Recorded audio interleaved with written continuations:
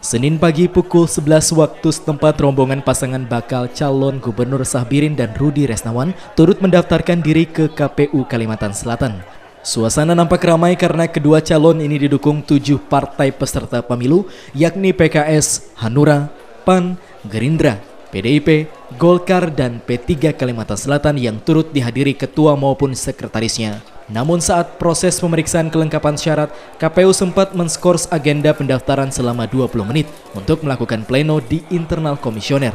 Hasil pleno memutuskan tidak mengikutkan 2 dari 7 partai pengusung, yakni Golkar dan P3, lantaran dianggap tidak memenuhi syarat. Sesuai PKPU nomor 12 tahun 2015 tentang pencalonan, partai yang terjadi dualisme kepemimpinan harus menyertakan satu nama pasangan calon yang disetujui kedua belah pihak bersengketa. Seperti diungkapkan Ketua KPU Kalimantan Selatan Samahuddin, partai ini diberi tenggat waktu hingga besok pukul 16 waktu Indonesia Tengah untuk melengkapinya. Kita tetap merujuk kepada PKPU nomor 12 di pasal 36 ayat 1 sesuai tingkatannya ayat 2, 3, 4 sampai di ayat 5, di mana ketika ada partai politik yang lagi berkonflik, itu di semua tingkatan harus diselesaikan di internalnya. Jadi terakhir itu adalah ketika semuanya itu tidak terpenuhi, maka diambil yang terakhir. Yang terakhir itu adalah proses fasilitasi di KPU melalui PKPU itu bahwa partai politik yang lagi berkonflik internal, yang berkonflik itu boleh mengusung calon, tapi harus mengusung satu nama. Karena diberi waktu besok untuk memenuhi persyaratan yang kurang, kita doakan saja mudah-mudahan dua partai ini besok bisa melengkapinya. Itu kecewa dengan apa hasil pleno tadi? Tidak ada yang kecewa. Masih ada waktu. Kita datang untuk kebahagiaan untuk semua. Paman, misalkan dua partai tadi tidak bisa ikut mengusung Paman, bagaimana nih?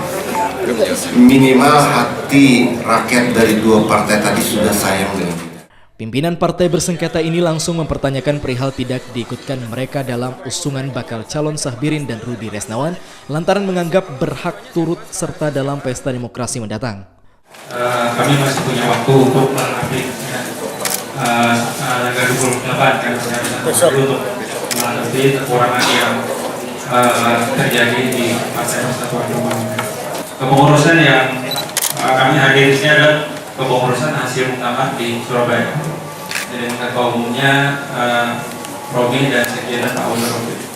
Nah, kemudian kalau krisis sebelah yang sekarang ini diketuai oleh Jan Farid dan sekjen Pak Dimiati, kami tidak mempunyai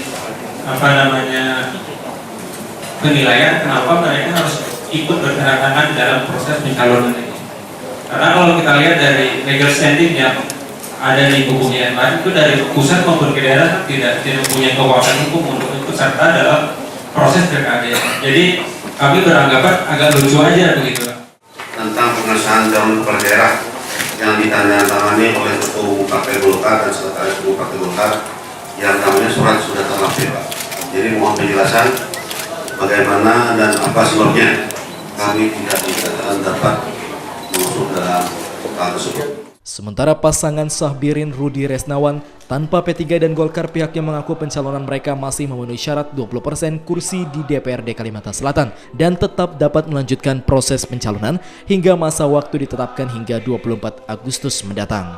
Fadli Rizky dan Elsa Pratiwi, Duta TV, Banjarmasin.